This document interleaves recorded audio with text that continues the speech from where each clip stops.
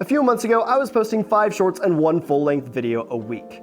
It was fun, but the videos I was producing were not what made me excited to create again. Now, if you enjoyed these videos, good, there will be more. However, if you want something a little bit more meaningful, we're gonna have to go back in time. I had always wanted to do YouTube. In fact, this is the 3rd YouTube channel that I've uploaded videos to. Nothing sounds more appealing to elementary school students than the ability to play video games all day and get paid for it. Or, in my case, nothing seems better than being the center of attention. It's always been a goal of mine to create a channel and let it go. And I created this one right around 2020 sucked. I hated it. But there was a certain group of people that did really well during the span of 2020. And that was anyone with an online platform. All anyone really had time to do was to endlessly scroll online. So you had channels growing at rapid rates.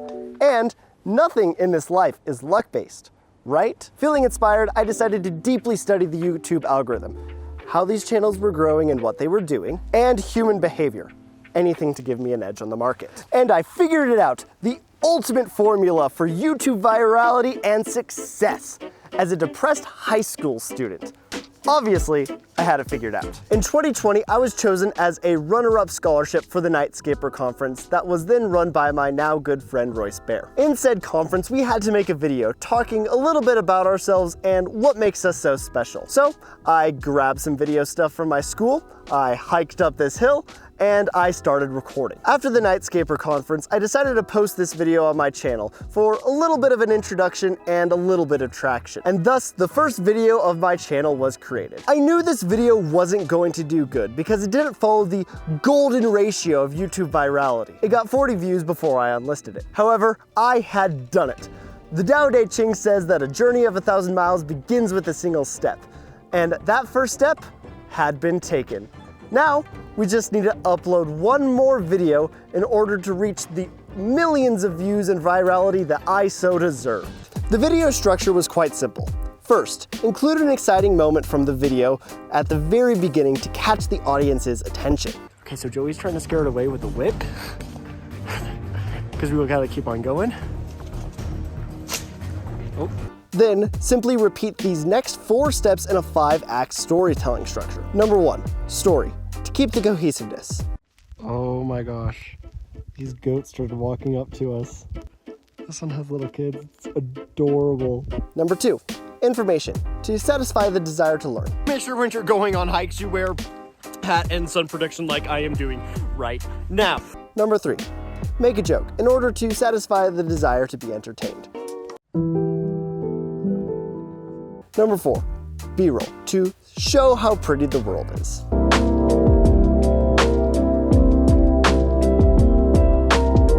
Each of these parts had music cues, so watching my videos becomes a habit, just small manipulation. Or, as they say in my marketing class, strategizing to gain a customer. I use this structure on a variety of videos, but the very first videos that I tried it on were these videos right here. My climbing Mount Timpanogos videos are probably my favorite videos that I've put together. I followed the structure mostly to a T and had a lot of fun going out there and filming. However, they didn't go viral.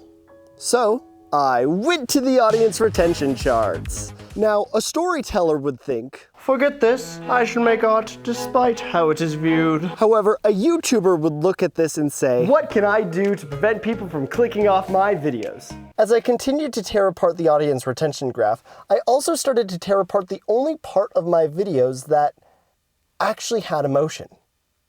Me. After each and every video, the impact goes down and down and down. Now, my first 2 videos are not masterpieces. In fact, I doubt anyone will feel anything while watching them other than me. However, as the impact goes down on my videos, so did the audience retention. This reached a climax at this video right here at Arches National Park, which was so cut down that I was no better than, I have rigged this trail with explosives, and if I don't finish it in 5 hours, we're gonna blow up the mountain. You know the type. It was around this time that I started picking up more service opportunities on my mission and picking up video projects for that. So, once again, my channel goes dormant. At this point, I am off my mission for 1 year, and my business idea of making an online course for ADHD adults is falling through the cracks. Turns out you can't pay to advertise to people of a certain medical condition. And I thought to myself, I can either continue down this path, which I am 100% not knowledgeable enough to teach, or I could do something fun and start uploading videos to my channel. I wanted to create videos that actually mean something, actually inspires, actually encourages people to go out and do something. However, you can't just put a title and thumbnail like ego and expect people to click on it. And so I created a video schedule. 5 shorts a week to gain views and traction, 1 long form a week in order to build a community, and 1 video like this in order to inspire and tell a story. However, I'm inherently lazy, and that 1 video a month never happened. But do you know what I did make? Hiking etiquette, get sunlight, best camera brand. All of these are something I'd like to call C4C, content for content. The only purpose for these videos was to fill that weekly quota for videos for the week while also pandering to every single person that didn't say something absolutely stupid in the comments. All in the name of improving my video skills. Please, I've been doing video since 10th grade and photography since 8th grade. I know how to make a good video, or at least better than this. Do you feel like you're in auto mode while hiking? Probably one of the greatest things that I'd recommend is looking up. God created all of this amazing scenery around us, and we're looking at our toes. So if your hikes start to feel monotonous, make sure to look up. Now, there's nothing wrong with a quick short that helps people out. And don't worry, they aren't going away. Which means we'll be getting plenty of video tutorials, pointless vlogs, and silly shorts. But that's not what this channel is about. In December of 2021, I was doing so good at my service sites that they fired me from making videos. Due to this, my schedule was entirely up to me, so I would often spend my evenings watching movies. One night, I came across a film known as From Up on Poppy Hill from Studio Ghibli, and something about that movie sparked in me. The music, the animation, the storytelling. Everything came together to make a masterpiece of a film. And as I continued to listen to the soundtrack, I learned I wanted to create the same feeling in other people.